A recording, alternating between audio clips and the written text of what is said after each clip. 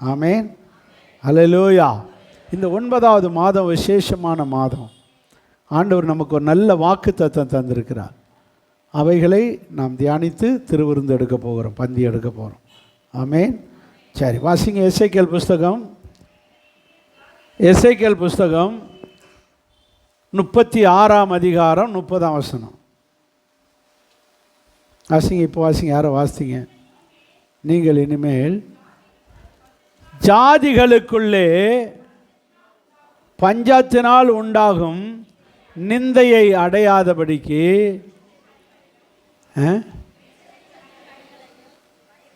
விருட்சத்தின் கனிகளையும் வயலின் பலன்களையும் பெருக பண்ணுவேன். நல்ல பிதாவே, இந்த வசனத்தை நாங்கள் தியானிக்கிறோம்.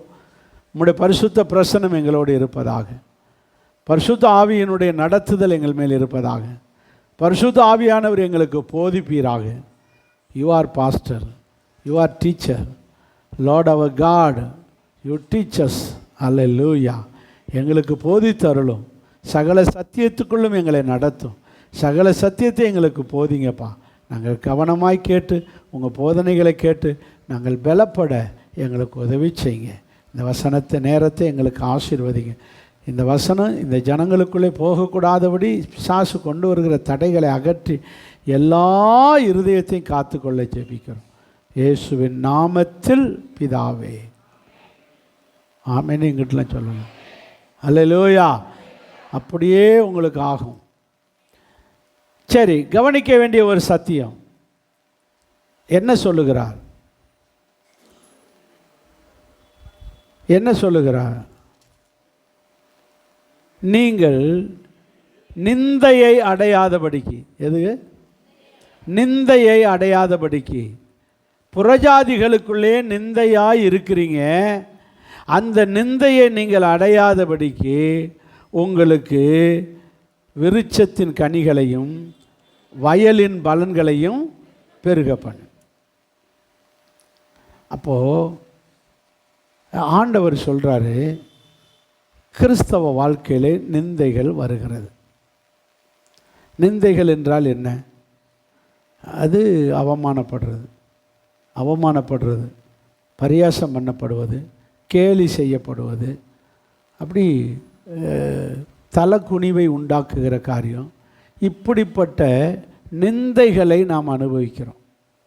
நிந்தைகள் நமக்கு வருகிறது. இந்த நிந்தைகள் பல விதங்களிலே வருகிறது. நல்ல செழிப்பாக இருந்து, நல்ல வசதியாக இருந்து, கஷ்டப்படும்போது, தரித்திரப்படும்போது அது அவர்கள் வாழ்க்கைக்கு நிந்தையாக இருக்கிறது. நல்ல ஆரோக்கியமாக இருந்தவங்க நோய் நொடியோடு நடக்கக்கூட முடியாத நிலைமை வரும்போது அது அவங்களுக்கு நிந்தையாக இருக்கிறது. இப்படி நிந்தைகள் பல விதங்களில் வருகிறது. அதில் ஒரு நிந்தை ஏசப்பா சொல்கிறார் இஸ்ரவேல் ஜனங்களை பார்த்து. யோசுவா புஸ்தகம் 5ஆம் அதிகாரம் 9ஆம் வசனத்தில்,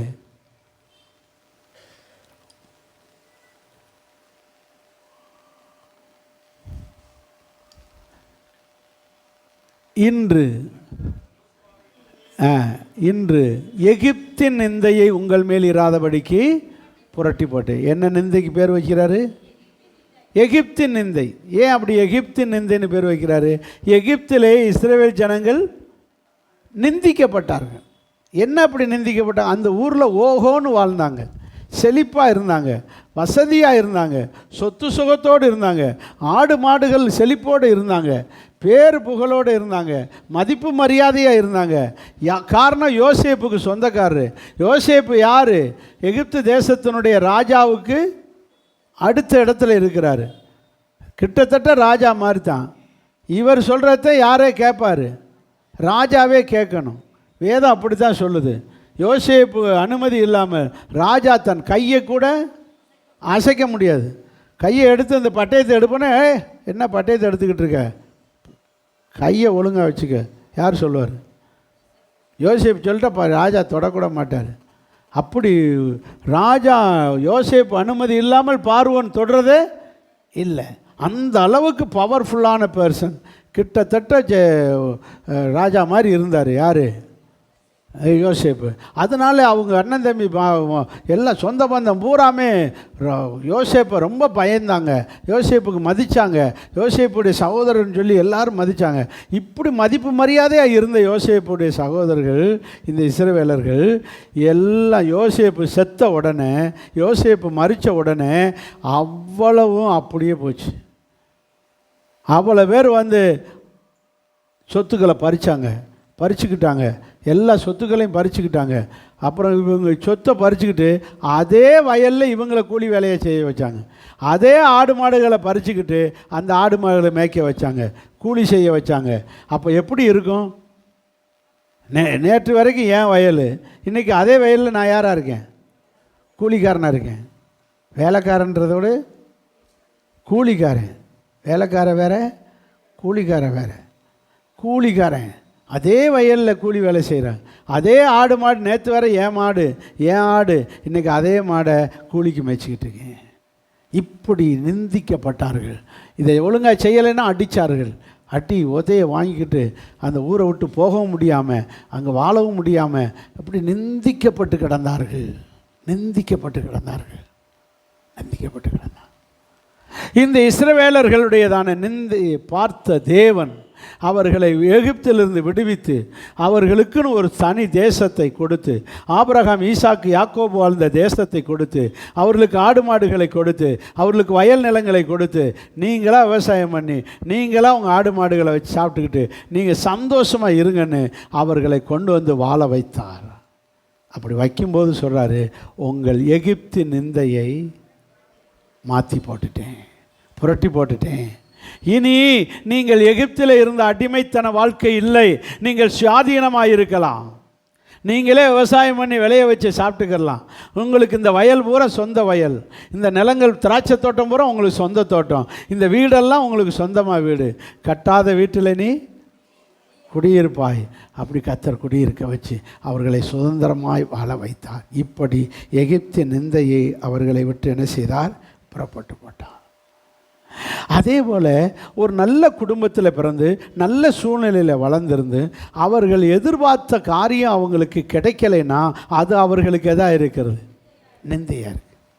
நல்ல விசுவாசி, உண்மையான விசுவாசி, நல்ல ஜெபிக்கிறவங்க, நல்லா ஆராதிக்கிறவங்க, கர்த்தருக்கு உண்மையாக இருக்கிறவங்க, ஆனாலும் அவங்களுக்கு அவங்களுக்கு ஒரு காரியமும் நடக்கலைன்னா அது அவங்களுக்கு எதாக இருக்குது?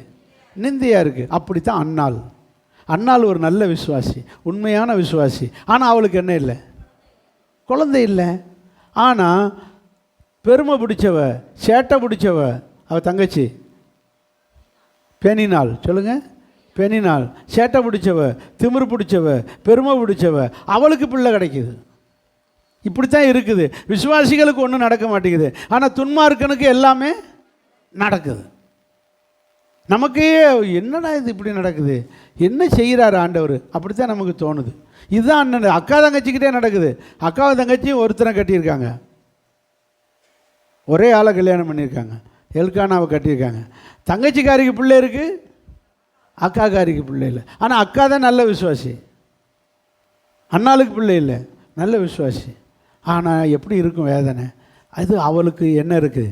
நிந்தையாக இருக்குது. நீ ஜோமண்ணி என்னத்தை கண்ட, நீ சர்ச்சுக்கு போய் என்னத்தை கண்ட, உனக்கு தானே பிள்ளை இல்லாமல் இருக்குது, உனக்கு தானே ஒன்றும் நல்லது நடக்க மாட்டேங்குது. நிந்தித்தாள். கூட பிறந்த சகோதரியை நிந்தித்தாள், பெண்ணினாலே நிந்தித்தாள், என் பிள்ளையத்தோட. இப்படி அவளுக்கு எல்லாம் இருந்தும், ஆவிக்குரிய பண்புகள் இருந்தும், ஆவி வசதிகள் இருந்தும் அவளால் நிந்திக்கப்படுகிறாள். இதே இது ஆபிரகாம் எடுத்துக்கங்க. ஆபிரகாம் மனைவி யார்? சாராள். யார்? சாராள். நல்ல உத்தமி, ஒழுங்க, உண்மையிலே நல்ல பொம்பளை. யார்? சாராள். யாராவது தான் வீட்டில் இருக்க வேலைக்காரியவே தன் புருஷனை கட்டி வைப்பாங்களா? யாராவது செய்வாங்களா? ஒத்துக்குருவாங்களா? ரெண்டாம் தரம் கல்யாணத்துக்கு சம்மதிப்பியலா? அதே சம்மதிக்க மாட்டேன். அதுக்கு அப்படியா இருந்தாலுமே தான் வீட்டில் இருக்கிற வேலைக்காரியவே எல்லாம் பந்தல் போட்டு எல்லாம் போட்டு எடுத்து உட்கார வச்சு தாலி எடுத்து கொடுத்துக்கிட்டு இருக்கா. யார்? சாராளே.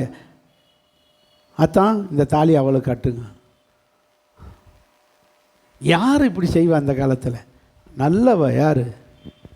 சாராள் நல்லவ, பெருந்தன்மையானவன், நமக்கு தான் பிள்ளை இல்லை, அவருக்கு அவ மூலமாவது என்ன கிடைக்கட்டும், இந்த வீட்டுக்கு சொத்துக்களுக்கு ஒரு வாரிசு வரட்டும்னு சொல்லி அவள் பிடிச்சிடறான். அதே போல் குழந்தை கிடைச்சோன்னே அவள் பெருமையாயிட்டான். சாராளை மதிக்கிறது இல்லை. சாராள் இந்த யார்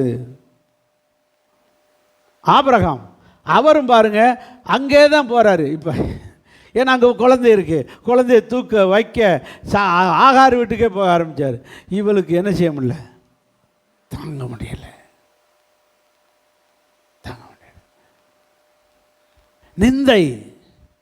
நிந்தை தான் வேலைக்காரியே இப்போ தன்னை நிந்திக்கிறா, தாங்க முடியல, அழுகிறா, ஆண்டவரை நோக்கி ஜெபிக்கிறா. கர்த்தர் 90 வயசுன்னு பார்க்காம 90 வயசில் யாருக்கு குழந்தை கொடுக்குறாரு, சாராளுக்கு பிள்ளை கிடைக்கிறார். ஆம்பளை பிள்ளை பிறந்தோடனே இவன் மேலே போயிட்டா, தராசு இப்போ எங்கிட்டு தூக்கிடுச்சு, யார் பக்கம், சாராள் பக்கம் தராசு தூக்கிடுச்சு. அவரை பிடிச்ச மிஸ்டர் ஆபிரகாம் இந்த பக்கம் வா, என்ன அங்கே போகிறேன்னு, இங்கே வாங்க கூப்பிட்ட மரியாதையே அவளையும் அந்த பிள்ளையும் ஊரை விட்டு விரட்டி விடு. ஐயம்மா அவள் என்ன இருந்தாலும் இப்போ எனக்கு மனைவி ஆயிட்டம்மா, அவளுக்கும் ஒரு குழந்தை இருக்குல்ல, உனக்கு முன்னாடி அவள் குழந்தை பார்த்துருக்கல்ல, அதான மூத்த மகன், அதெல்லாம் தெரியாது, மரியாதையாக வீட்டை விட்டு வெளியேற்றி விடு. நீ பண்ணுறியா இப்போ உன்னே வெளியேற்ற வேணாம். இப்போ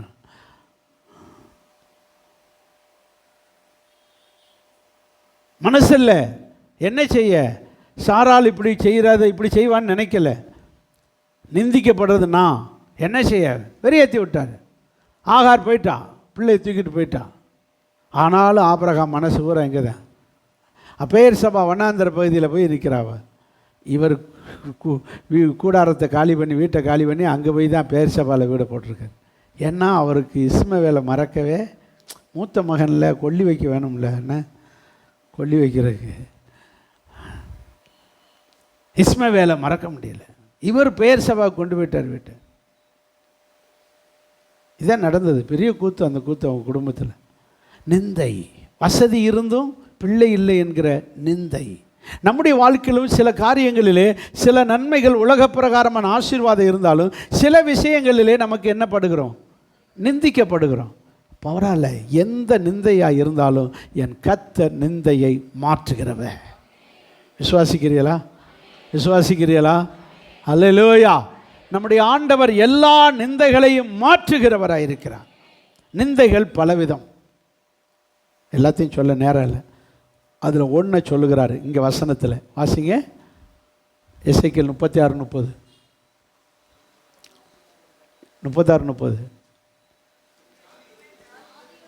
நீங்கள் ஜாதிகளுக்குள்ளே, நீங்கள்னா யாரு, நம்ம தான் சபையார்.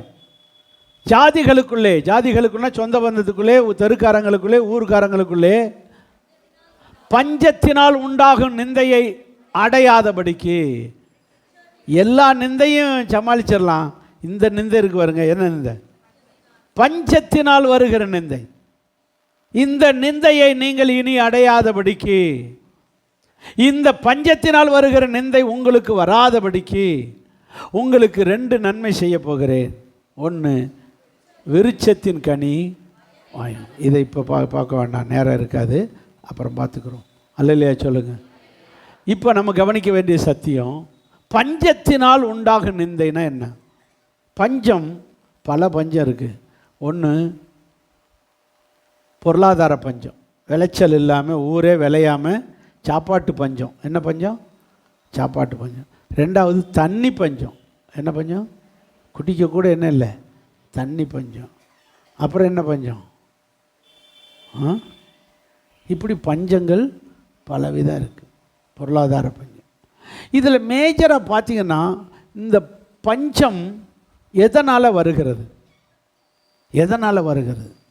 எல்லார் வாழ்க்கையிலும் பஞ்சம் வரும். பொதுவாக தேவ பிள்ளைகள் வாழ்க்கையில் பஞ்சம் வருகிறது. நீங்கள் பைபிளில் பார்த்தீங்கன்னா ஆபிரகாம் காலத்தில் உண்டான பஞ்சம். ஆதியாகமம் 26ஆம் அதிகாரம் 1ஆம் வசனம்.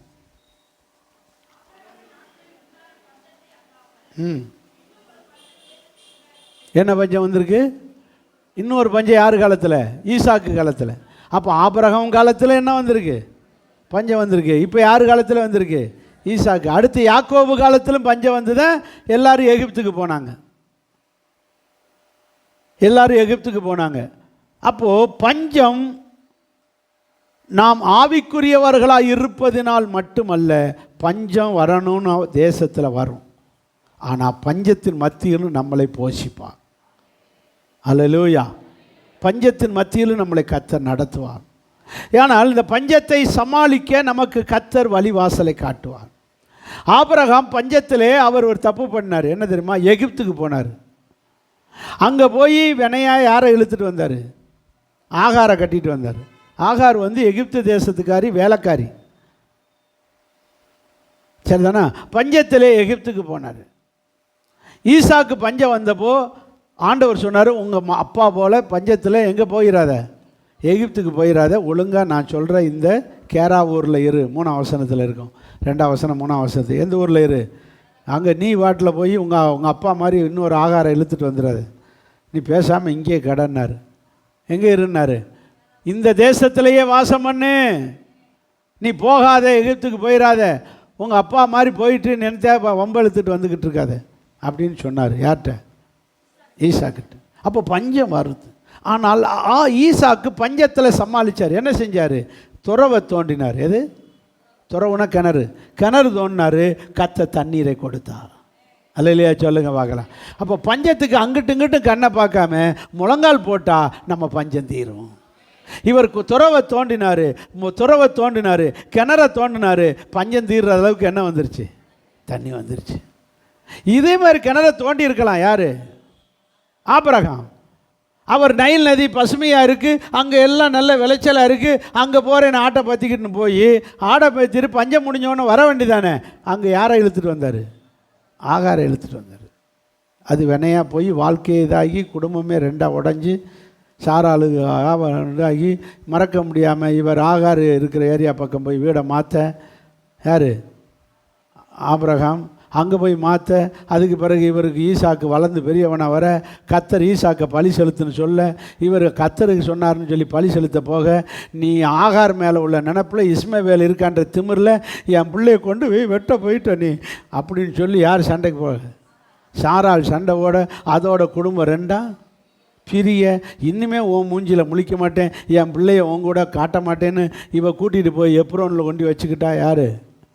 சாராள். அதோட ஆபிரகாம் ஈசாக்கு சாராலும் போய் எப்ரோனில் குடியிருக்கிறாங்க. ஆபிரகாம் மட்டும் எங்கே இருந்தார்? பெயர்சபாவில் இருந்தார். அங்கிட்டு ஆகாரோடய வாழ முடியலை. ஆகாரோட போய் சேர்ந்தா இவருக்கு தெரிஞ்சு போயிடும். யாருக்கு? சாராளுக்கு தெரிஞ்சு போயிடும். அவர் பற்றியா இந்த நினப்பில் தாண்டா நீ வீடை கொண்டு அங்கே வச்சுருக்கேன்னு சொல்லி பஞ்சாயத்து இப்படி ஆகி போயிருமேன்னு சொல்லி 3ஆவது ஒரு பொண்ணை கல்யாணம் பண்ணி, யார்? கேத்தூரால் கட்டி, அப்புறம் இப்படி அவர் பொழப்பு பாருங்கள் பாவம். யார்? சாராளோட வாழ முடியாமல், ஆகாரோட வாழ முடியாமல், அப்புறம் யாரை கட்டிக்கிட்டு கேத்தூரால் கட்டி சேத்தூர்காரியாக போயிட்டான். இப்படி குடும்பம் இதாகி போச்சு. யாருக்கு? இதுக்கெல்லாம் காரணம் ஒழுங்காக பஞ்சத்தில் முழங்கால் போட்டு ஜெபம் பண்ணால் கர்த்தர் பஞ்சத்தை சமாளிக்க வச்சுருப்பார். இதே போல் ஈசாக்கு செஞ்சார், பிரச்சனை வரல. கரெக்டாக ரெபேக்காலோடு வாழ்க்கை நடத்தி கரெக்டாக பரலவும் போச்சான்ட்டு. அல்லையா? சொல்லுங்கள் பார்க்கலாம். பஞ்சத்தை சமாளிக்க தெரியணும், ஜீவிக்கணும். யாக்கோபு பாருங்கள், பஞ்சம். இப்படி பஞ்சங்கள் நம்முடைய வாழ்க்கையிலும் வரும். ஆகார பஞ்சம். அதில் நாம் ஒழுங்காக ஜெபிச்சா கர்த்தர் பஞ்சத்தின் நடுவில் நம்மளை நடத்துவார். இப்போ பாருங்கள், எலியா காலத்தில் பஞ்சம் வந்துச்சு. பஞ்சத்துக்கே காரணம் எலியா தான். என்ன காரணம்? ஜனங்களை சொல்லி பார்த்தாரு, ஜனங்க திருந்துற மாதிரி இல்லை. பாகாலை கும்பிட ஆரம்பித்தாங்க. பாகால் என்றால் யார்? பொர்டிலிட்டி கார்டுன்னுவாங்க. பொருளாதார பணம் நல்லா திருப்பதி மாதிரி. திருப்பதியை கும்பிட்டா என்ன கிடைக்கும்? கட்டாக பணம் கிடைக்கணும். ஓடுறாங்க ஜனங்க. எங்கே? திருப்பதிக்கு. இங்கிட்ட முருகன்கிட்ட போகிறாங்க.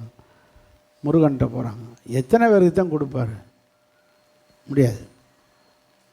இதே தான் அந்த காலத்தில் பாகாலை விரும்பி கும்பிட்டார்கள். எதை?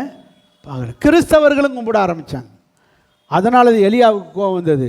கர்த்தாவே, பாகால் தெய்வமான ஜனங்களை பார்த்து, பாகால் தெய்வமானால் பாகாலை கும்பிடுங்க, கர்த்தர் தெய்வமானால் கத்தரை கும்பிடுங்க. இப்படி நீங்கள் ஞாயிற்றுக்கிழமையான சர்ச்சில் வந்து கத்தரை கும்பிட்றிய, திங்கக்கிழமைனா பாகால் கோயிலுக்கு போயிறிய தீவார்த்தனை கட்ட, என்ன பண்ணிக்கிட்டு இருக்கீங்க நீங்கள் அப்படின்னு சொல்லி வஞ்சார் யாரை. அப்போது இவங்களுக்கு ஒரு பாடம் கற்றுக் கொடுக்கணும்னா ஒரு பஞ்சம் வந்தாகணும். ஆண்டவரே, என்னுடைய வார்த்தையின்படியே அல்லாமல் இனி இந்த பூமியில் மழையும் பெய்யக்கூடாது, பனியும் பெய்யக்கூடாது அப்படின்னு ஆண்டவர்கிட்ட சொன்னார். ஆண்டவர், சரிடா நீ சொல்கிறபடியே நான் பார்த்துக்கிறேன்டா அப்படின்னாரு. நேராக வந்தார். ஆகாப் ராஜாட்ட சொன்னார், நீர் இந்த ஜனங்கள் இப்படி பாகாலை கும்பிடுறதுக்கு ஒத்து போகிறீர். நீ ராஜாவை இருந்து நம்முடைய கத்தரை கும்பிடுறதுக்கு நீ கண்டிஷன் போடாமல் ஜனங்களுக்கு பாகாலை கும்பிட வச்சுக்கிட்டு இருக்கு. இது சரியில்லை. உனக்கு உன் காலத்தில் பாரு, என் வார்த்தையின்படியே என்று இன்னும் என்ன செய்யாது, மழையும் பெய்யாது பனியும் பெய்யாதுன்னு. அப்படியே எலியா சொன்னபடிக்கே அந்த வருஷம் மழை வேலை அப்பிய காத்தியே காஞ்சி போய் கிடக்கு. கார்த்திகை மாதம் மழை பெய்யலை, ஐப்பசி மாதம் வர்ற மழை பெய்யலை. ஒரு இல்லை, அப்படியே கம்மாயெல்லாம் காஞ்சி வச்சு. ஒரு வருஷம் இல்லை, 2 வருஷம் இல்லை, 3 வருஷமாச்சு. 3.5 வருஷம் ஆகுது, மழையும் இல்லை பனியும். ஆனால் இந்த பஞ்சத்திலும் உத்தம விதவையாகிய சாரிபாத்தி விதவையை போஷிக்கிறார். உத்தம ஊழியனாகிய எலியாவை சொல்லுங்க போஷித்தார். காகத்தை கொண்டு போஷித்தார். எங்கே போய் காகம் திருடிட்டு வருமோ தெரியாது, ஆனால் சாப்பாடு கொண்டு வந்து கொடுத்துரும். யாருக்கு? எலியாவுக்கு. ஏன் அதை திருடிட்டு வந்துச்சுன்னா, காகத்துக்கு இன்னொரு பேர் என்னது? காகத்துக்கு இன்னொரு பேர். ஸ்கூலில் படிக்கலையா பள்ளிக்கூடத்தில்? நீங்கள் சரியாகவே உங்களுக்கு வாத்திமார் பாடம் சொல்லி கொடுக்கல. காகத்துக்கு என்ன பேர்? ஆகாய திருடன். என்ன பேர்? படிக்கலையா பள்ளிக்கூடத்தில்? மறுபடியும் போங்க எல்கேஜிக்கு. இப்போ டீச்சர் மாற போகிறோம், மறுபடியும் படித்தாத்தே பண்ண சம்பளம் சொல்லியிருக்காங்க. ஆகாய திருடன். காகத்துக்கு என்ன பேர்? வந்து டபக்குன்னு வடையை பறிச்சுட்டு போயிடும் கையில் இருக்க தின்பண்டத்தை. அதனால் இந்த காகத்தை கொண்டே எலியாவை போஷித்தார், விதவையை போஷித்தார். உண்மையாக இருந்தால் பஞ்சத்திலையும் நம்மளை போஷிப்பார். ஆமேன்னு சொல்லுங்க. யாரை நடத்துகிறாரோ இல்லையா, நம்மளை நடத்துவார். ஆண்டவர் நம்மளை பட்னியாக போடவே மாட்டார். ஆமேன். பட்னி போட மாட்டார். ஆகாயத்து பறவையை கவனித்து பார், அவைகளை போஷிக்கிற தேவன் உன்னையும் போஷிப்பேன். காட்டு புஷ்பத்தை பார், அது எப்படி டிசைனாக ஒரே பூவில் எத்தனை கலரில் படைச்சிருக்கேன். உன்னையும் கலர் கலராக உன்னைய ட்ரெஸ் பண்ணி விடுவேன். ஆமேன். அல்லேலூயா. ஆண்டவர் நம்மளை உடுத்து வைக்கிறவர், ஆண்டவர் போஷிக்கிறவர். ஆகவே பஞ்சத்திலும் நம்மளை அற்புதமாய் நடத்துகிறவர் நம்முடைய தேவன். அல்லேலூயா சொல்லுவோமா எல்லாரும் சேர்ந்து? இங்கே ஒரு பஞ்சத்தை இன்றைக்கி எடுக்கிறேன். என்ன பைபிளை புரட்டாமல் ஒரு மாதிரி கண்ணு சொருகுது. எடுங்க 2 ராஜாக்கள் 6ஆம் அதிகாரம்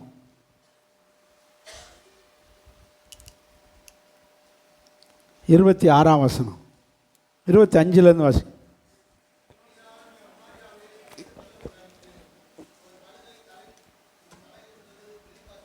என்ன தம்பி, என்ன வாசிங்க? சமாரியாவிலே கொடிய பஞ்சம் உண்டாயிற்று. என்ன உண்டாயிற்று? சமாரியா எங்கே இருக்கு? வடக்கு ராஜ்யம். 12 கோத்திரத்தையும் 2 நாடாக பிரிஞ்சது. 2 கோத்திரம் ஒரு நாடு, அது தெற்கு நாடு அல்லது யூதா தேசம். வடக்கு நாடு அது இஸ்ரவேல் தேசம். 10 கோத்திரம் ஒரு நாடு. அந்த 10 கோத்திரத்துக்கு தலைநகராக இருப்பது சமாரியா. தெற்கு 2 கோத்திரத்துக்கு தலைநகராக இருக்கிறது எருசலேம். இப்போது 10 கோத்திரத்தை தலைநகராக கொண்ட சமாரியாவிலே என்ன வந்துருச்சு? பஞ்சம். சமாரியாவிலே என்ன பஞ்சம்? கொடிய பஞ்சம். அப்பா, அந்த பஞ்சத்தை கொஞ்சம் பார்ப்போம் என்ன பஞ்சம்னு. ஒரு கழுதை தலை 80 வெள்ளிக்காசு. ஏசுநாதரை காட்டி கொடுக்க 30 வெள்ளிக்காசு. அதை காட்டி கொடுத்து பழக்கம் இருக்குது. அதான் கரெக்டாக காசெல்லாம் விவரமாக சொல்லி சொல்லாட்டாலும் வாயை கொடுத்து நாங்கள் மாட்டிக்கிறத விட இதுக்கு தான் பேசாமல் இருக்கும். அப்படி தானே? நல்லது. நான் சும்மா அப்படி எல்லாரையும் கவனிக்கிறதுக்காக சொல்கிறேன். அல்லையா சொல்லுங்கள். ஏசுநாதரை காட்டி கொடுக்கவே எவ்வளோ வெள்ளிக்காசு கேட்டாங்க? 30 வெள்ளிக்காசு. ஆனால் ஒரு ஆட்டுத்தலை என்ன விலை?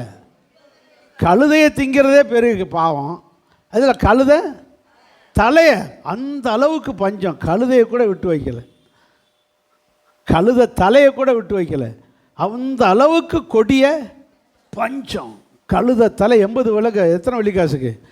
80 வெள்ளிக்காசுனா அப்போ ரூபாய்க்கு என்ன இல்லை, மதிப்பு இல்லை.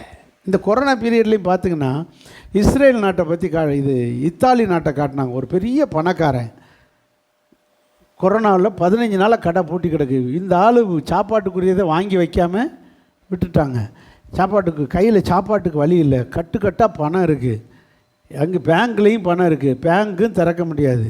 பணம் இருக்குது, வீட்டில் கட்டுக்கட்டாக பணம் இருக்குது, ஆனால் சாப்பிட ஒரு நாள் வெளியே வந்து வீட்டுக்கு அலைகிறாரு, ஏதாவது சாப்பாடு இருக்கானு. அங்கே வர பெரிய பணக்காரங்க தானே, எல்லோரும் வீட்டை பூட்டிக்கிட்டு இருக்காங்க. கதவை திறந்தால் கொரோனா வந்துருமேன்னு சொல்லி. நம்ம கதவை திறந்தால் பேய் வரணும், நம்ம அவங்களுக்கு கதவை திறந்தால் எது வந்துடணும், கொரோனா வந்துருமேன்னு கதவை திறக்க மாட்டேன்றான். ஆகவே இந்த ஆள் சாப்பாட்டுக்கு பரிதவிச்சுட்டு வராரு. வீட்டில் பெரிய பணக்காரர், கட்டுக்கட்டாக பணம் இருக்குது, பசி தாங்க முடியலை. வந்தது கோபம், வீட்டுக்குள்ளே வந்து எல்லா பணத்தையும் அப்படியே கட்டுக்கட்டாக அள்ளி கொண்டு வந்து ரோட்டில் எறிகிறார். அந்த ஆள் அள்ளி எறிகிறார். அது எல்லாம் அங்கே இருக்கிற சிசிடிவி கேமராவில் பதியும். ரோட்டில் எறிகிறாரு, காலுக்கிட்ட எத்துறாரு, பணத்தை மிதிக்கிறாரு. இந்த பணம் என் பசியை போக்கலை, எனக்கு இப்போ என்ன செய்யுது, பசிக்குது. இந்த பணத்தை வச்சு ஒரு ரொட்டி கூட வாங்க என்னால் முடியலை. ஏன்னா ஒரு கடையும் இல்லை, எல்லா மாலும் பூட்டி கிடக்கு, எல்லா கடையும் பூட்டி கிடக்கு. எதை வீடுகளில் போய் ஆனால் வீட்டையும் கதவை திறக்க மாட்டேன்றாங்க. அப்போ பணம் பசியை போக்காது. அதுதான் இந்த நிலைமை தான் இந்த எலியா காலத்தில். இங்கே பஞ்சம், ராஜாக்கள் காலத்தில் பஞ்சம். காசு இருக்குது, ஆனால் ஒரு கழுதை கூட கிடைக்கல, கழுதை தலை கூட கிடைக்கல. 80 வெள்ளி காசுக்கு வாங்குறேன். வாசிங்க அடுத்த வசனம். ஒரு புறாவுடைய விலை 5 வெள்ளி காசு. எப்படி போட்டிருக்கு? என்னப்பா நீ வேற, உன்னை நம்பி நான் பைபிளை புரட்டாமல் இருக்கேன். எத்தனை வெள்ளி காசு பற்றியெல்லாம்? வெள்ளி காசுக்கு புறாக்கள் இப்படி விற்கிறாங்க. பயறு வெள்ளி, ஒரு புறாவுக்கு போடுற பயறு விலைக்கு போகுது. புறா எம்பிட்டு பயிர் தின்றோம், இந்த இப்படி சாப்பிடுமா? ஒரு புறா எம்பிட்டு பயிர் சாப்பிட்றோம். இந்த பயறு எத்தனை வெள்ளி காசு? ஒரு புறா சாப்பிட்ற அளவுக்கு உள்ள பயறு, இவ்வளவு பயறு 5 வெள்ளி காசு. கழுத தலை 80 வெள்ளி காசு. அப்போ ரூபாய்க்கு மதிப்பே இல்லை, உணவுக்கு தான் மதிப்பு. இதே பஞ்சம்தான் அந்தி கிறிஸ்து காலத்தில் வரப்போகுது, வெகு சீக்கிரத்தில். இப்போ பாருங்கள், உலகமெங்கு மழை நல்லா பெய்யுது, சீக்கிரத்தில் பெரிய பஞ்சம் உலகமெங்கு வரப்போகுது.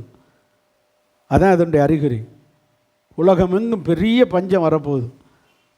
நிலம் வச்சுருக்கிறவங்க தான் பணக்காரன், அவங்கள நிலையை வச்சு விவசாயம் பண்ணி அவங்களே எடுத்து வச்சுக்கிறவங்க, அவங்களே சாப்பிட்டுக்குறவங்க. விவசாயம் பண்ணினவன் பணக்காரன். வள்ளுவர் சொன்னது, உழுதுண்டு வாழ்வாரே வாழ்வார், மற்றவங்கெல்லாம் உழுகுற பின்னாடியே கும்பிட்டுக்கிட்டு போவான். எப்பா என்னத்தையாவது விடுறான், தொழுதுண்டு வாழ்வார் இல்லையா? தொழுதுகிட்டு கும்பிட்டுக்கிட்டு போகணும். அப்போது விவசாய நிலங்கள், விவசாயம் தான் பண்ணுறவன் தான் அன்றைக்கி பணக்காரனாக இருப்பான். வெகு சீக்கிரத்தில் அப்படி தான் வருது. இன்றைக்கி விவசாய தொழிலெலாம் மாறுது, வெகு சீக்கிரத்தில் வரும் பஞ்சம். அப்போது ராஜா பட்டணத்தினுடையதான மதில் சுவர், பட்டணத்தை சுற்றி என்ன கட்டியிருக்கு, மதில் சுவரில் அப்படி நடந்து வர்றாரு. அப்படி நடந்து வரும்போது 2 பொம்பளையை வந்து நிற்கிறாங்க. ராஜா அதில் ஒரு பொம்பளை சொல்கிறா, அடுத்த வசனம் வைப்பா, என்னடா பண்ணுற? ஒரு பொம்பளை வந்து சொல்கிறா, ராஜாவே என்னை ரட்சியும். ஒரு பொம்பளை சொல்கிறா பாருங்க, அலங்கத்தின் மேல் நடந்து போகலே ஒரு ஸ்திரீ அவனை பார்த்து, ராஜாவை பார்த்து, ராஜாவே என்னை காப்பாற்றும். ரட்சியம்னா என்ன அர்த்தம்? காப்பாற்றும், நாங்கள் பஞ்சத்தில் கஷ்டப்படுறோம், ராஜாவே என்னை காப்பாற்றும்னு சொல்கிறான். அதுக்கு அந்த ஆள் என்ன சொல்லணும்? ஏமாம்மா ஊரோட பஞ்சமாக இருக்குமா, நான் என்னம்மா செய்ய, கொஞ்சம் பொறுத்துக்கம்மா, ஆண்டவன் உன்னை கைவிட மாட்டாமா, அப்படித்தானே சொல்லி சமாளிக்கணும். அந்த ஆள் சொல்கிறான் கொழுப்பா, கர்த்தர் உன்னை ரட்சிக்காது இருந்தால் நான் எதிலிருந்து உன்னை ரட்சிக்க முடியும்? கர்த்தர் உன்னை காப்பாற்றாவிட்டால் நான் எதிலிருந்து உன்னைய பிற என்ன ராஜாவாக இருக்க? நீ எதுக்கு ராஜாவாக இருக்க? ஜனங்களை காப்பாற்ற முடியாதுவேன். எங்கேயாவது ஒரு நாட்டில் போய் இறக்குமதி பண்ணி வாங்கிட்டு வந்து எங்களை சாப்பாடு போடு, அதுக்கு தானே உன்னை ராஜாவாக வச்சுருக்கோம். இன்றைக்கி நிறைய பேர் அப்படித்தான், குடும்ப தலைவர் பெரிய தலைவி பட்டத்துக்கு பேருங்க, ஆனால் குடும்பத்தில் பிள்ளைகளுக்கு செய்ய வேண்டியது ஒன்றுமே செய்கிறதில்ல. வேலைக்கு போகிறது கிடையாது, சம்பாரித்து போடுறது கிடையாது, ஆனால் பேர் மட்டும் குடும்ப தலைவர். ரேஷன் கார்டில் குடும்ப தலைவி. பிள்ளைகள்லாம் இங்கே பட்னியாக கிடக்கு, பிள்ளைகள்லாம் செய்யுது. என்னத்துக்கு அந்த தலைவர் பதவி? அப்போ குடும்பத்தை போஷிக்காதவர்கள் நீ குடும்ப தலைவன் சொல்கிறதுக்கே சொல்லுங்க, குத்துதோ, மனசு குத்துதோ, அப்படித்தான் இருக்கும். குடும்ப தலைவன்னா குடும்பத்தை நடத்தணும், குடும்பத்தை போஷிக்கணும். ராஜான்னா நாட்டை காப்பாற்றணும், நாட்டை போஷிக்கணும். கேட்டால் கர்த்தர் உன்னை ரட்சிக்காது இருக்கையில் நான் எதில் இருந்து ரட்சிப்பேன்? களஞ்சியத்தில் இருந்தால், ஆலையில் இருந்தால், அம்பட்டும் பஞ்சத்தில் கிடக்குது, களஞ்சியம் பூரா காஞ்சி கிடக்குது, ஆலைகள்லாம் ஓடாமல் கிடக்கு. ஆலைன்னா திராட்சை ரசத்தை பிழிகிற ஆலை, அதுக்கு பேர் ஆலை. என்னது? ஓடாமல் கிடக்கு, நான் எதில் இருந்து அப்படின்னு சொல்லிட்டு அது குறிப்பிட்ட அந்த பொம்பளைகிட்ட கேட்குறாரு அடுத்த வசனத்தில். பின்னும் ராஜா அவளை பார்த்து, அந்த பொம்பளையை பார்த்து, சரிம்மா உனக்கு என்ன வேணும் இப்போ சொல்லு. அதுக்கு அந்த அம்மா சொல்லுது, ராஜாவே, அந்த ஸ்திரீ அவனை நோக்கி, இந்த பக்கத்தில் நிற்கிறாளே சண்டாளி, யார்? என் பக்கத்தில் நிற்கிறாளே, பக்கத்தில் உட்காந்து ஆராதிக்கிறாளேன்னு பக்கத்தில் உள்ளவங்களை திட்டிக்கிட்டு இருக்காதீங்க. பக்கத்தில் இருக்கிறாளே, அவள் சொல்கிறா, இன்றைக்கி உன் பிள்ளையை கொண்டா வெட்டி அவிச்சு திம்போம், நாளைக்கு என் பிள்ளையை தாரேன்றா. அப்போ பெத்த பிள்ளையவே கொன்று அவிச்சு திங்கிற பஞ்சம். யோசித்து பாருங்கள் எப்படிப்பட்ட பஞ்சம். பாம்பு தான் தான் போட்ட குட்டியவே சொல்லுங்க தானாக திங்கும். பாம்புக்கு தான் அந்த குணம் உண்டு. அது ஒரு விஷயம். இன்றைக்கி மனிதர்கள் தாம் பெத்த பிள்ளையை தானே கொன்று அவிச்சு திங்கிற நிலைமைக்கு ஆயிட்டான். எப்படிப்பட்ட பஞ்சம்னு பாருங்கள். இப்படிப்பட்ட பஞ்சத்திலும் கர்த்தர் தம்முடைய ஜனத்தை காப்பாற்றுகிறவர், போஷிக்கிறவர். உலகமே பஞ்சமாக இருந்தால் நம்மளை பட்டினி போட மாட்டார். கர்த்தர் நடத்துவார், ஆசீர்வதிப்பார். விசுவாசிக்கிறவங்க மட்டும் இல்லையா சொல்லுங்கள். கர்த்தருடைய கை குறுகி போகவில்லை, கர்த்தருடைய கை குறுகி போகவில்லை. அவருடைய கை தாராளமான கை. வானத்திலும் பூமியிலும் அவருக்கு சகல அதிகாரம் இருக்கு. கவலைப்படாதீங்க, அவரால் கூடாத காரியம் ஒன்றுமில்லை. அப்படியே அவர் சொல்ல ஆகும், அவர் கட்டளையிட நிற்கும். யார் பட்னியாக கிடந்தால் நமக்கு கர்த்தர் போடுவார். 40 வருஷமாக இஸ்ரவேல் ஜனங்களுக்கு சாப்பாடு எங்கேருந்து வந்துச்சு? பரலோகத்திலேருந்து வந்தது. தூதர்கள் சாப்பிட்ட சாப்பாடை, எப்பா சோறை கொஞ்சம் அரிசியை கூட போடுங்கப்பா, கீழே 40 லட்சம் பேர் இருக்காங்க, 30 லட்சம் பேர். வனாந்தரத்தில் இருக்கிற ஜனங்கள் சாப்பாடை வானத்திலிருந்து போட்டார், நமக்கும் போடுவார். எலியா கோவிச்சுட்டு போய் ஒரு இதுக்குள்ள செடிக்கில் படுத்து கிடக்கார், சோற செடிக்கில் பசிக்குது. யாரு எலியா? யாரு? ஊழியக்காரன், தேவனுடைய ஊழியக்காரன். கோவிச்சுட்டு போய் படுத்து கிடக்காரு, பசியில் கிடக்காரு. சாப்பாடு எங்கேருந்து வந்துச்சு அவருக்கு? பரலோகத்திலிருந்து தேவதூதன்ட்ட சொல்லிட்டே, டிஃபன் பாக்ஸ் எடுறா, கட்டுறா சாப்பாடை டிஃபன் பாக்ஸில் எடுத்து வை. அங்கேருந்து ஒரு தேவதூதன் எதை கொண்டுக்கிட்டு வரான்? சாப்பாடு பாக்ஸ், டிஃபன் பாக்ஸை கொண்டு வரான். கொண்டு வந்து எலியாவை தட்டி எழுப்பி தண்ணி பாட்டிலும் கொண்டு வர்றாரு. யார்? கொண்டு வந்து இந்தா சாப்பிடுங்க. யார் நீங்கள்? எங்களை பார்த்தா தெரியாது, ரெக்கையோடு வந்திருக்கான்னு. தேவதூதன். சாப்பிடுங்க. என்ன? ஆண்டவர் கொடுத்து விட்டார். என் ஊழியக்காரர், என் பிள்ளை பட்னியாக கிடக்கான், சாப்பிடுன்னு கொடுத்து விட்டார். அவர் தான் கொண்டு வந்து கொடுக்க சொன்னார். நான் சாகணும் தானே பட்னியாக கிடக்கேன். சில ஆட்கள் அப்படி தான் இருப்பாங்க, சாகருக்காகவே பட்னியாக. அப்படி இல்லை, உங்களை கொண்டு இன்னும் நிறைய வேலையெல்லாம் செய்யணும், சாப்பிடுங்க. சரி, ஆண்டவர் தூதன் கொண்டு வந்து சாப்பாடு. உங்களை போஷிக்க ஒரு தூதனை தருவா, உங்களை போஷிக்க ஒரு தூதனை தருவா. பாருங்கள், எனக்கு ஒரு சம்பவம் ஞாபகத்துக்கு வருது. ஒரு ஏழை விசுவாசி அவர் வீட்டுக்காரரு இந்த சிஸ்டரை விட்டுட்டு வேறொரு பொண்ணை கல்யாணம் பண்ணி போயிட்டார். இந்த சிஸ்டருக்கு வாழ வழி தெரியல. இதுக்கு இந்த கை குழந்தைய வச்சுக்கிட்டு கஷ்டப்படுது. வேலைக்கு போகணுன்னா பிள்ளையை விட்டுட்டு தான் வேலைக்கு போகணும், பிள்ளையவும் கையில் வச்சுக்கிறணும், வேலைக்கும் போகணும். என்ன வேலைக்கு போகிறோன்னு தெரில, பசி தாங்க முடியல. இது பசியை தாங்கிக்கிறது, பிள்ளைக்கு பசி தாங்க முடியல. அது வீணு அழுகுது. அப்போ இப்படியே கடை வழியாக போகுது. கடையில் போய் யார்கிட்டையாவது கையேந்தினா வெக்கப்பாரு கையேந்துறது. அப்போ என்ன செய்யுது, ஒரு பேக்கரி கடை இருக்குது. அந்த கடையில் போய் என் பிள்ளை பசிக்குது, அழுகுது, கொஞ்சம் சாப்பிட ஏதாவது ரொட்டி, ஏதாவது பிஞ்ச ரொட்டி உடஞ்ச ரொட்டி இருந்தால் கொடுங்க அப்படின்னு. அப்போ அவருக்கு அந்த ஆள் கிண்டல் பண்ணுறார். யார்? அந்த கடைக்காரர். இது ஒரு உண்மை சம்பவம். அவனோடனே இந்த சிஸ்டர் என்ன செஞ்சதுன்னா, ரொட்டி வேணும் பிள்ளை பசிக்குதுன்னு வாயில் சொல்ல வெக்கப்பட்டுக்கிட்டு, எப்படி, ஏன்னா இது நல்ல குடும்பத்தில் உள்ள, வாயில் சொல்ல வெக்கப்பட்டுக்கிட்டு பேப்பரில் எழுதி கொடுக்குது. எதில்? பேப்பரில் எழுதி, பக்கத்தில் பேனா வாங்கி ஒரு பேப்பரில் எழுதி, பிள்ளை பசியாக இருக்குது, இப்படி பசிக்குது, ஒரு சாப்பாடு கொடுங்கன்னு பேப்பரில் எழுதி கொடுக்குது. அந்த கடைக்காரன் படித்து பார்த்துட்டு சிரிக்கிறான்.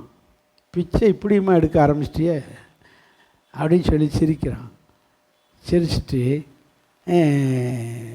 அந்த பேப்பரை எடுத்து அந்த கல் தராசு எடை போடுற கல் இருக்கு இல்லையா, அந்த கல் இருக்கிற இடத்துல அந்த பேப்பரை வைக்கிறான். வச்சுட்டு ஒன்று அப்படியே அந்த பேப்பர் இருக்கிற பக்கம் அப்படியே டொபுக்குன்னு இறங்குது.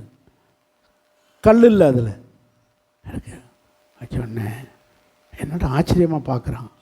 அப்போ இவன் சொல்கிறான், என்னடா அது வித்தியாசமாக, வெறும் பேப்பரு, அது இப்போ வெயிட்டாக இவ்வளோ தூரம் இழுக்குது அப்படின்னு சொல்லி இந்த பக்கம் ஒரு ரொட்டியை தூக்கி வைக்கிறான். அவனுக்கு உதவி செய்யணும், பச்சை பிள்ளை அழுகுது, உதவி செய்யணும் முடிவு எடுத்துட்டான். அவன் ஆச்சரியமாப்பான். இந்த பக்கம் ரொட்டியை தூக்கி வைக்கிறான். அப்படி இருந்து இந்த பேப்பர் இருக்கிற பக்கம் வெயிட்டாக இருக்குது. அதுக்கு பிறகு ரெண்டாவது ரொட்டியை தூக்கி வைக்கிறான். அப்போவும் இந்த பக்கம் வெயிட்டாக இருக்குது. அடுத்து மூணாவது ரொட்டியை தூக்கி வைக்கிறான். அப்போவும் இந்த பக்கம் வெயிட்டாக இருக்குது. அப்புறம் இந்த பேப்பரை எடுக்கிறான், டபக்குன்னு இந்த பக்கம் வருது. பேப்பரை வைக்கிறான், வெயிட் அந்த பக்கம் இருக்குது. ஆச்சரியப்பட்டு போனான். ஆச்சரியப்பட்டு போய் இந்த பேப்பர் எவ்வளவு தான் இழுக்குதுன்னு பார்ப்போம்னு ஒவ்வொரு ரொட்டியாக எடுத்து வைக்க பார்க்குறான். ஆக மொத்தம் அவன் பெட்டியில் அந்த இந்த பக்கத்து திராசில் வச்சுக்கிட்டே இருக்கான். இழுக்கவே மாட்டேங்குது, வெயிட் இந்த பக்கம் வர மாட்டேங்குது. பேப்பர் அந்த அளவுக்கு வெயிட்டாக இழுக்குது. இந்த அம்மா நின்று பார்க்குது. ஆச்சரியம் தான் உள்ள. ஏம்மா, நீ கும்பிடுற சாமி பயங்கரமான சாமிம்மா, இந்த ரொட்டியை பூரா நீனே கொண்டு போமான்னு அப்படியே தூக்கி கொடுத்து விட்டான். இது ஒரு நடந்த உண்மை சம்பவம். ஏழைகளை கர்த்தர் எப்படியும் போஷிப்பார், எப்படியும் போஷிப்பார். உண்மை உள்ளவர்களை எப்படியும் போஷிப்பார். கர்த்தர் அந்த ஏழை மகளுக்கு செஞ்ச தெய்வம், உண்மையுள்ள மகளுக்கு செய்த தெய்வம் நம்மளையும் பஞ்சத்தில் போஷிப்பார். இந்த மாதம் உங்களுக்கு அற்புதம் நடக்கிற மாதம், இந்த மாதம் உங்களுக்கு ஒரு பதில் கொடுக்கிற மாதம். என் தேவன் உங்களை ஆச்சரியமாய் நடத்த போகிறார். ஆமேன். சரி, பஞ்சத்திலே பஞ்சம், ஆசீர்வாத பஞ்சம். என்ன பஞ்சம்? ஆசீர்வாதம் பஞ்சமாக இருக்குது. பொருளாதாரத்தில் வசதி இருக்குது, பணம் இருக்குது, பதவி இருக்குது, வீடு இருக்குது, துணிமணி இருக்குது, எல்லாம் வண்டி இருக்குது, எல்லா வசதியும் இருக்குது. ஆனால் ஆசீர்வாத பஞ்சம் இருக்குது. அதுக்கு என்ன தெரியுமா பேர்? ஆவிக்குரிய பஞ்சம். என்ன பஞ்சம்? ஆவிக்குரிய பஞ்சம். அதை மட்டும் சொல்லிவிட்டு, ஐயோ நேரம் ஆயிடுச்சோ, சரி அதை மட்டும் சீக்கிரம் சொல்கிறேன். வாசிங்க ஆமோஸ் புஸ்தகம் 8ஆம் அதிகாரம் 11ஆம் வசனம்.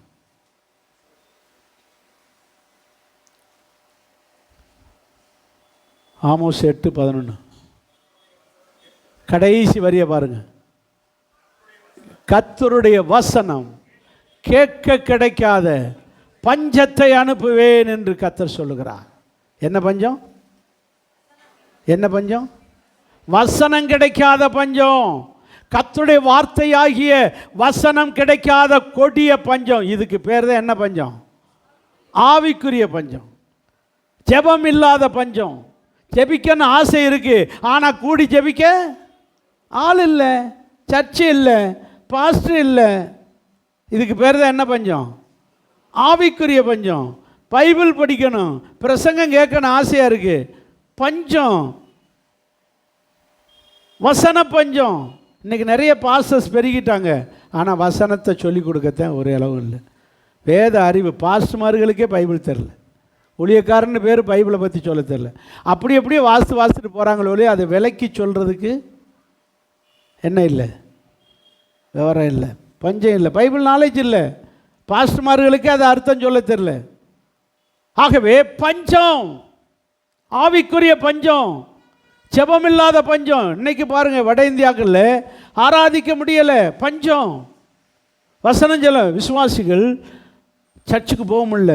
போனால் இப்போ வந்து இந்த ஆர்எஸ்எஸ்காரங்க பிடிச்சி அடிக்கிறாங்க, பிடிச்சி ஜெயிலில் போடுறாங்க. அதுக்காக என்ன செய்கிறாங்கன்னா, விசுவாசிகள் திங்கக்கிழமை, செவ்வாய்க்கிழமை, வெள்ளிக்கிழமை வரைக்கும், சனிக்கிழமை வரைக்கும் ஒவ்வொருத்தராக வர்றாங்க. பாஸ்டரை மட்டும் வந்து பார்த்து பாஸ்டர்கிட்ட பேசிட்டு அவங்க வசனம் ஜெபம் பண்ணி வசனம் சொல்லி கொடுப்பாரு, போயிடுவாங்க. அப்புறம் அடுத்த விசுவாசி வருவாங்க, மத்தியானத்துக்கு இன்னொரு விசுவாசி வருவாங்க, அவங்களுக்கு பேசுவார். அப்புறம் இப்படித்தான் ஜனங்களை நடத்துகிறாங்க. சபைன்னு கூடி ஆராதிக்க முடியலை. அங்கே என்ன பஞ்சம்? ஆவிக்குரிய பஞ்சம் தலைவிரிச்சு ஆடுது. சில நாடுகளில் இப்படி இருக்கிறது, சில ஊர்களில் இப்படி இருக்கிறது, சில வீடுகளில் இப்படி இருக்குது. வீட்டில் ஆவிக்குரிய பஞ்சம். வெகு சீக்கிரத்தில் கர்த்தருடைய பிள்ளைகளை இன்றைக்கி நமக்கு திறந்த வாசலை தந்திருக்கிறா. நல்லா கூடி ஆராதிக்கிறோம். கடைசி வரைக்கும் இந்த வாக்கியத்தை தரணும், இந்த ஆட்சி வரணும். ஆமேன்னு சொல்லுங்கள். வேறு ஏதாவது பிஜேபி வந்து நம்மளை என்னத்தையா கொன்று நம்மளை சர்ச்சன் பூட்ட வச்சிடக்கூடாது. நமக்கு இந்த மாதிரி ஆட்சிகள் நமக்கு வேணும். ஆமேன். ஆகவே கர்த்தருடைய பிள்ளைகளே, ஆராதிக்க சுதந்திரமான ஒரு ஆட்சியை நமக்கு கர்த்தர் தருவாராக. ஆவிக்குரிய பஞ்சம் வராதபடி நம்மளை நடத்துவாராக. வசனம் பஞ்சம். என்ன பஞ்சம்? வசனம். சொன்னாங்க பாஸ்டர், நீங்கள் சிக்காய் ஹாஸ்பிட்டலில் இருந்த இந்த நாட்களில் சர்ச்சுக்கு வர முடியாமல் இருந்துட்டிய, பிரசங்கம் பண்ணினாங்க, ஆனாலும் எங்களுக்கு திருப்தி இல்லை. அப்போ என்ன அர்த்தம்? அவங்க உங்களுக்கு புரிகிற மாதிரி விலைக்கு சொல்லுகிற பிரசங்கம் இல்லை. நிறைய சர்ச்சுகள் அப்படி தான் இருக்குது. சென்னையிலலாம் ஒன்றும் இல்லை, சில ஊர்களில் ஒன்றும் இல்லை. வசனத்தை அப்படி எப்படி சொல்லுவாங்க, புரியாது, விளங்காது. ஆவிக்குரிய பஞ்சம் தலைவரிச்சாடு வெகு சீக்கிரத்தில். ஆண்டவர் சொல்கிறாரு, உபாகமம் 32 அதிகாரம் 2ஆம் வசனத்தை பாருங்க.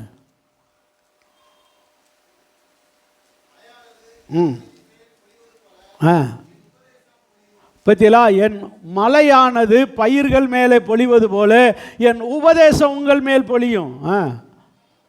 பனித்துளிகள் புல்லின் மேல் இறங்குவது போல. வாஸ்தவங்க ஏன் விட்டுட்டீங்க? பனித்துளிகள் புல்லின் மேல் விழுந்து அந்த பயிர்களை வளர்ப்பது போல உங்கள் மேலே என்னுடையதான வசனம் இறங்கும். சொல்லுங்க, எது இறங்கும்? அங்கே என்ன பொழியும்? உபதேசம். இளம் பயிர்கள் மேலே மழை பொழிவது போல உங்கள் மேல் என் உபதேசம் பொழியும். மலையை போல உபதேசம், பனியை போல சொல்லுங்க வசனம். இங்கே உபதேசம், இங்கே வசனம். அங்கே மலை, இங்கே பனி. அல்லேலூயா சொல்லுங்க பார்க்கலாம். அல்லேலூயா. மலை பயிர்கள் மேல் விழுந்து பயிர்களை வளர வைத்து செழிக்க வைப்பது போல உங்கள் மேல் என் உபதேசம் ஒளியும். உபதேசம் ரொம்ப முக்கியம் கிறிஸ்தவ வாழ்க்கையில். உபதேசம்னா என்ன? உபதேசம்தான். உபதேசம்னா என்னது? கொள்கை, டாக்ட்ரின். உபதேசம், சட்டதிட்டங்கள். ஒரு கிறிஸ்தவனுக்கு என்ன இருக்கணும்? சட்டதிட்டங்கள் இருக்கணும், கொள்கை இருக்கணும். இதை செய்யணும், இதை செய்யக்கூடாது, இதை செய்யணும், இதை செய்யக்கூடாது. அதுக்கு பேர் தான் என்னது? உபதேசம். சொல்லுங்க, அதுக்கு பேர் தான் உபதேசம். இந்த உபதேசம் யார் ஒழுங்காக கை கொள்ளுகிறார்களோ அவர்கள் தான் பரிசுத்தமாவார்கள். யோவான் சுவிசேஷம் 15 அதிகாரம் 3ஆம் வசனம். சீக்கிரம் எடுங்க.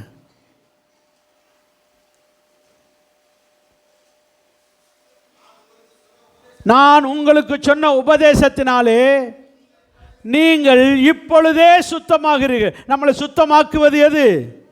பரிசுத்தமாய் வாழ வைப்பது எது? சொல்லுங்க, உபதேசம், டாக்ட்ரின், கொள்கை. அப்படி என்றால் கிறிஸ்தவ வாழ்க்கையிலே உபதேசம் அவசியம். இதை செய்யணும், இதை செய்யக்கூடாது. சினிமா பார்க்கலாமா, பார்க்கக்கூடாதா? டிவியில் தானே பார்க்கக்கூடாது, தேட்டரில் தானே பார்க்கக்கூடாது, செல்ஃபோனில் பார்க்கலாம்ல. அப்போ பார்க்கக்கூடாது அப்படின்னா அது செல்ஃபோனாக இருந்தாலும் சரி, டிவியாக இருந்தாலும் சரி, பார்க்கக்கூடாதுன்னா என்ன செய்யக்கூடாது? பார்க்கக்கூடாது. நிர்வாண படங்களை, ஆபாச படங்களை, அரைகுறையான படங்களை பார்க்கக்கூடாதுன்னு முடிவெடுத்தால் பார்க்கவே, அது எதில் எந்த ரூட்டில் வந்தாலும் பார்க்கக்கூடாது. இந்த மாதிரி கொள்கை ஒரு கிறிஸ்தவனுக்கு சொல்லுங்க அவசியம். இதை செய்யணும், இதை செய்யக்கூடாது, அந்த செய்யணும் செய்யக்கூடாது என்கிற காரியத்திலே நாம் கவனமாய் கை கொண்டு நடந்தால் நாம் சுத்தமாவது நிச்சயம். அதுக்கு பேர் தான் என்னது? உபதேசம். உபதேசம். நீங்கள் பாருங்கள், 119 சங்கீதம் 9 வசனத்தை பாருங்கள். சீக்கிரம் எடுங்க. வாலிபன் எதனாலே தன் வாழ்க்கையை சுத்தம் பண்ணுவான். அப்போ ஒரு மனுஷன், வாலிபன் இல்லை கிழவன் வச்சுக்கோங்க, ரெண்டு சேர்த்துக்கோங்க, மனுஷன்னு போட்டுக்கோங்க. மனுஷன் எதனாலே தன் வாழ்க்கையை சுத்தம் பண்ணும். அப்போ வாழ்க்கை சுத்தமாவதற்கு எது தேவை? வசனத்தை காத்து கொள்ளுகிறவன் தானே. அப்போ வாழ்க்கையை சுத்தம் பண்ணுவது உபதேசம், வசனத்தை கை கொள்ளுவது. அல்லேலூயா சொல்லுவோமா? அல்லேலூயா. நீங்கள் மற்ற சர்ச்சுக்கு வர்றது நல்லது, சாமியை ஏசப்பா கும்பிடுறது நல்லது, காணிக்கை போடுறது நல்லது. இதில் எல்லாம் நம்ம சுத்தமாகவே சொல்லுங்க. கும்பிடலாம், காணிக்கை போடலாம், ஆசீர்வாதம் வாங்கலாம், ஆனால் வாழ்க்கை சுத்தமாகாது. வாழ்க்கை எப்பொழுது சுத்தமாகும்? உபதேசம் நம்மளை சுத்தம் பண்ணும். நான் சொன்னேன், உபதேசத்தினாலே சுத்தமாக இருக்கிறீர்கள். உபதேசம் என்பது எது? வசன கொள்கை. கொள்கை வசனத்தை கை கொண்டு நடக்கும்போது நம்முடைய வாழ்க்கை சுத்தமாகும். சுத்தம் உள்ளவனுக்கு தேவன் தரிசனம் கொடுப்பார். பரிசுத்தம் உள்ளவன் தேவனை தரிசிப்பார். பரிசுத்தம் இல்லாமல் பரலோகத்துக்குள்ளே பிரவேசிக்கவே முடியாது. அப்போது நம்மளை பரிசுத்தப்படுத்துவது உபதேசம் என்ற வசனங்கள். ஆமென். பனி துளிகள் புல்லின் மேல் விழுந்து புல்லானது வளருவது போல பனி துளிகளாகிய வசனங்கள் நம்ம மேலே வந்து விழுகணும். விழுகுதா? பூட்டி வச்சுருக்கோம் மனசை. பனித்துளி வந்து விழுவது போல எது வந்து விழுகணும்? வசனம் வந்து விழுகணும். உபாகமம் 32:2 சொல்லப்பட்டிருக்கு. வசனம் வந்து நம்ம மேலே விழுந்துக்கிட்டே இருக்கணும். வசனம் நமக்குள்ளே வந்துக்கிட்டே இருக்கணும். வசனத்துக்கு இடம் கொடுக்கணும். டெய்லி வசனத்தை எடுத்து வாசிக்கணும். ஆமென். அல்லேலூயா. பிரசன்னம். இவர் சொல்கிறார், யார்?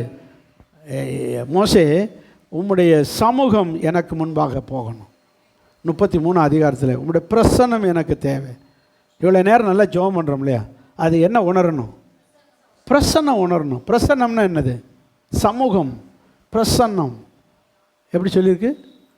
எப்படி? உம்முடைய சமூகம் என்னோடு செல்லாமல் போனால். 7ஆம் வசனத்தை பாருங்கள். 33:7 வைப்பதமே. என்னது வாசிங்க. பாளையத்துக்குள்ளே பெயர்ந்து போய் கூடாரத்தை போட்டார். ஆசரிப்பு கூடாரத்துக்கு போனார். அடுத்த வசனத்தில் பாருங்கள். அப்படியே அவர் போகும்போது தேவனுடைய பிரசன்னம் அப்படி அவரை மூடிக்கொண்டது. கூடார வாசல் நின்று கொண்டு கூடாரத்துக்குள் பிரவேசிக்க மட்டும் அப்படியே பார்க்குறாங்க.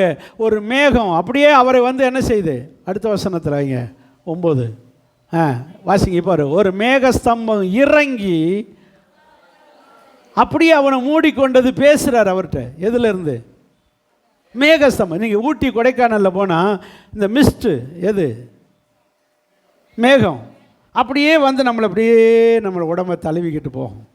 அந்த நேரம் உடம்பு ஜில்லுன்னு இருக்கும். நம்ம கூட அது போகிறது நமக்கே தெரியாது. நம்ம தனியாக நிற்கிற மாதிரி தெரியாது. அந்த ஜில்லுன்னு ஒரு இது வரும். ஆனால் அது என்ன அர்த்தம்? எது நம்மளை கடந்து போகுது? அந்த மேகம் போகிறது. ஆனால் தூரத்தில் நிற்கிறவங்களுக்கு நம்மளை சுற்றி எது நிற்கிறது தெரியும்?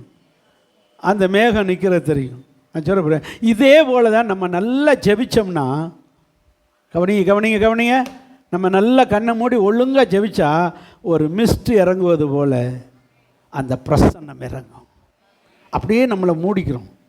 அந்த நேரம் நமக்கு அனலாகும். அப்படியே தேவ பிரசன்னத்தில் அப்படியே உணர்வோம். இப்போ சுவிட்சை போட்டோன்னே என்ன வருது? மேலே பார்க்காம பாருங்கள். என்ன வருது? ஃபேன் காற்று வருது. என்ன காற்று வருது? ஃபேன் காற்று வருது. சுவிட்சை போட்டோன்னே மேலேருந்து என்ன காற்று வருது? ஃபேன் காற்று வந்து அப்படியே நம்முடைய வெக்கையை மாற்றுது. இதே போல் தேவ அப்படி கண்ணை மூடி தோத்திரம் சொல்ல அப்படியே ஒரு பிரசன்னம் இறங்கி நம்மளை அப்படியே அனலாக்கும். அந்த அனுபவம் இருக்கா? குத்துக்கல்லாட்டமாக உட்கார வேண்டியது. தோத்திரம் எந்திரிச்சு குத்துக்கல்லாட்டம் போக வேண்டியது. அப்போது நாம் அப்படிப்பட்ட கிறிஸ்தவர்களாக இருப்பதற்கு அல்ல. சொல்லுங்க, எப்படிப்பட்ட கிறிஸ்தவங்களாக இருக்கணும்? பிரசன்னத்தை உணரணும். எது? பிரசன்னத்தில் இருக்கணும். தேவ பிரசன்னத்தை உணரணும். தேவனுடைய பிரசன்னம் நம்மளை மூடணும். அது நம்மளை அப்படியே அனலாக்கணும், குளிராக்கணும், நம்மளை சரி பண்ணணும். அந்த பிரசன்னத்தோடு ஆராதிக்க பழகணும். அப்போ யாருக்கு அந்த பிரசன்னம் கிடைக்கும்?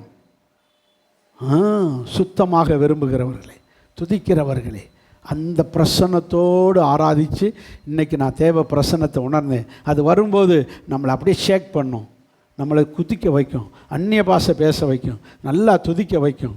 இந்த அனுபவத்தோடு ஆராதிக்கிறவர்கள் தான் யார்? உண்மையான கிறிஸ்தவர்கள். இப்படியே ஆராதிப்போம்.